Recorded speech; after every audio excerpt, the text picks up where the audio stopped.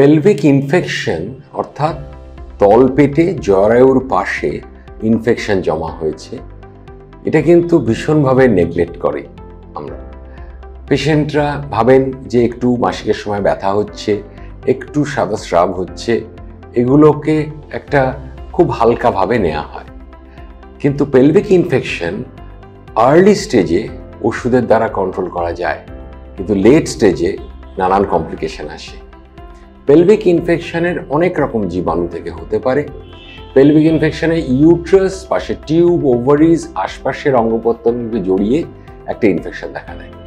সেটা অ্যাকিউট স্টেজে অ্যান্টিবায়োটিক দিয়ে, ব্রড স্পেকট্রাম অ্যান্টিবায়োটিক দিয়ে আমরা কন্ট্রোল করি।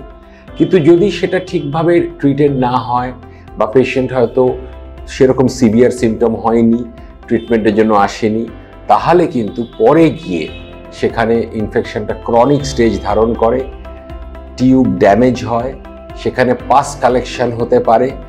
এছাড়া ইউট্রাসের পাশে টিউব ওভারি মিলে একটা টিউব ওভারিয়ান মাস করে ফেলতে পারে। তখন কিন্তু পেটে ব্যথা আরম্ভ হয়ে যাবে, টিউব নষ্ট হয়ে যাবার জন্য বন্ধ্যাত্ব এসে যাবে এবং তার ইভেন ক্রনিক স্টেজে অ্যানিমিয়া ডেভেলপ করতে পারে। এই সেপটিক ফোকাস থেকে শরীরের নানান জায়গায় ইনফেকশন ছড়াতে পারে। তখন কিন্তু অনেক ক্ষেত্রেই অপারেশন জরুরি হয়ে পড়বে। সেখানে অনেক ক্ষেত্রে টিউবস, ওভারিজ বাদও দিতে হতে পারে যদি ইনফেক্টেড হয়।